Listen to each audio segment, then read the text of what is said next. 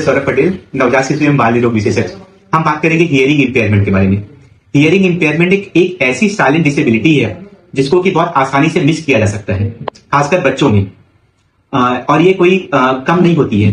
कम से कम 1000 में से 2 से 4 बच्चे इससे प्रभावित होते हैं।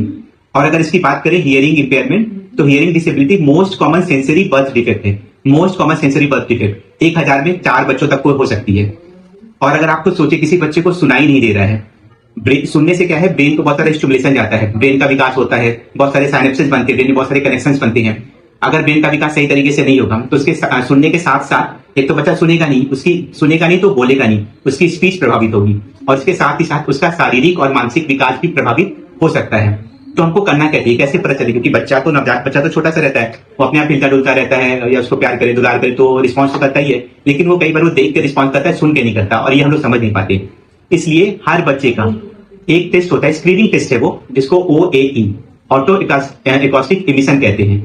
ये बहुत छोटा सा सिंपल टेस्ट है जिसमें ना ब्लड निकालना पड़ता है ना कुछ भी करना पड़ता है। एक छोटी सी टिप रहती है, जैसे ईयरफोन रहता है, उसको बच्चे के कान में रखा जाता है और उससे सेंसेशन दी जाती है और तुरंत उसका रिजल्ट आ जाता है। बेसिकली एक स्क्रीनिंग टेस्ट है। इससे पता चल जाता है कि किस बच्चे को हियरिंग इंपेयरमेंट होने की संभावना है। अगर हियरिंग रिजल्ट एबनॉर्मल आता है या कोई दिक्कत रहती है तो फिर इसके बाद दोबारा टेस्ट किया जाता है, तो कंफर्म करने के लिए बेरा होता है एक टेस्ट, उसको किया जाता है, वो एक अलग मैटर किया जाता है। लेकिन हर नवजात बच्चे का हमको OAE का टेस्ट जरूर करा लेना चाहिए।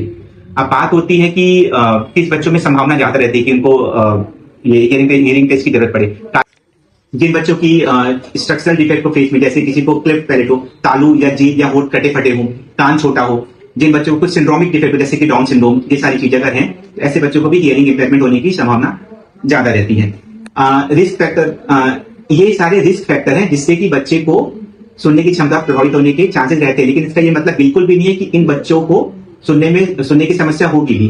मैं ये बताना चाहता हूँ कि अगर ऐसे बच्चे हैं तो इनका हियरिंग टेस्ट तो जरूर से जरूर करा लेना चाहिए।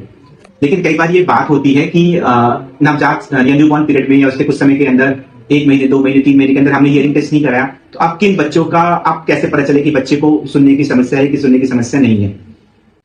नवजात में तो हर नवजात बच्चे की हियरिंग स्क्रीनिंग करानी चाहिए, लेकिन हियरिंग इंपेयरमेंट होने की संभावना कुछ बच्चों में ज्यादा रहती है। ऐसे बच्चे जैसे जिनके परिवार में किसी बच्चे को पहले से ही हियरिंग इंपेयरमेंट रहा हो, जो बच्चा नर्सरी में लंबे समय तक भर्ती रहा हो, जिसको ऑक्सीजन की रिक्वायरमेंट ज्यादा रही हो, जिसका वजन कम रहा हो, या फिर उसके शरीर का पूरा ब्लड एक्सचेंज कहते हैं। कई बार बच्चे की माँ को भी इन्फेक्शन हो जाता है, जिसकी वजह से वो इन्फेक्शन बच्चे में हो जाता है, जिससे कि उसकी सुनने की क्षमता प्रभावित हो जाती है। जैसे कि बात करें, टॉक्सोप्लाज्मासिस हो सकता है, रूबेला हो सकता है, साइटोमेगालोवायरस, हर्पीज, सिफिलिस। सुनने में बहुत कॉम्प्लिकेटेड और टेक्निकल और मेडिकल टर्म लगता होगा, लेकिन घबराने की बात नहीं है। पूरी प्रेगनेंसी में इसकी जांच की जाती है।